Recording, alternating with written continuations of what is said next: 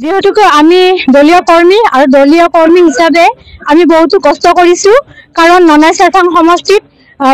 বিজেপিৰ মানে সঞ্জিত তাঁতী ইএম আছিলে আৰু তেখেতে এই অঞ্চলটোত একো উন্নয়নমূলক কাম বৰ্তমানলৈকে কৰা নাছিল আৰু নথকাত আমি বহুত কষ্ট কৰি চিন্তা চৰ্চা কৰি আমি মানে পল্টপ ডাঙৰীয়াক আমাৰ সমষ্টিৰ পৰা আমি জিকাই ললো বা জিকাই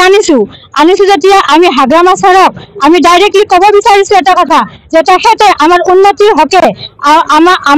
আমাৰ মাজত এজন ইএম লাগে আৰু ইএমজন আমাক দিব লাগে কিয় দিব লাগে এটো কাৰণে কৈছো আমি মহিলাসকলে বহুত কষ্ট পাইছো আৰু বহুত কষ্টৰ মাজত আমি জীয়াই আছো কাৰণ আমাৰ ৰাস্তা ঘাট আছে আমাৰ সৰু ল'ৰা ছোৱালীবিলাক আছে যি নেকি মানে বহুত কষ্ট কৰি ৰাস্তাৰে যাব লগা হয় আৰু সেই ৰাস্তাৰে পাৰ হৈ যাওঁতে স্কুল কলেজলৈ বহুতো এক্সিডেন্ট হয় আৰু আমাৰ নাৰীসকলে কোনো প্ৰটেকশ্যন নাই আমাৰ য'ত যেতিয়া ৰেপ কেছ হয়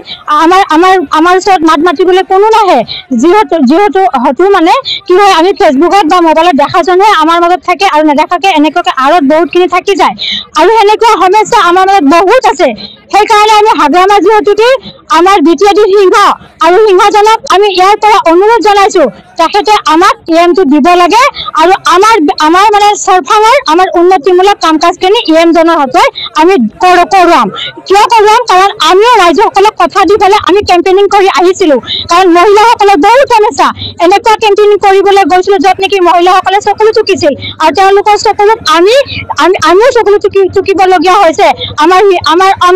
অন্তৰ একেবাৰে কোমল নাৰী হিচাপে কিন্তু যেতিয়া আমি সমস্যাবোৰ দেখি যাওঁ নহয় আমাৰো অন্তৰখন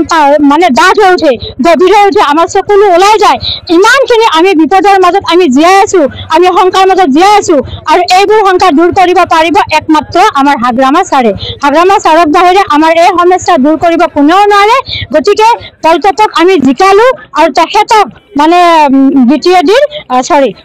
মানে ননাই চেৰপাঙৰ এজন ইএম আমাক লাগে আমি সেইটোৱে তেখেতক অনুৰোধ জনাইছো ডাইৰেক্টলি কৈছো তাৰমানে অনুৰোধ জনাইছো আমাৰ মহিলাসকলৰ পৰা আমি এইটো দাবী আমাক লাগে আমি এইখিনিয়ে তেখেতক ক'ব লগা আছিলে আৰু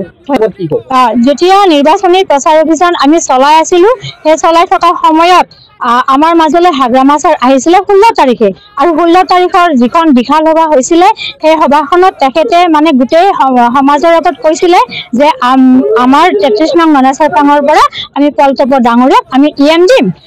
আমিও তেখেতৰ কথাত বিশ্বাস কৰিছো আৰু তেখেতৰ কথাখিনি আমি হৃদয়ত ৰাখিছো আৰু সেয়েহে আমি সেই দিনাখনৰ পৰা আমি খুব আনন্দৰে আমি বহুত মজবুত হৈ আমি মহিলাই দিন ৰাতি এক কৰি আমি ওলাই আহিছিলো ঘৰৰ পৰা যে আমাৰ কেণ্ডিডেট পল্টপক আমি জিকাম আমাৰ এটাই উদ্দেশ্য আৰু লক্ষ্য আছিল তো আমি জিকাই দিলো এতিয়া ছাৰৰ দায়িত্ব আৰু ছাৰে এইখিনি দায়িত্ব পালন কৰিব বুলি আমি আশা ৰাখিছো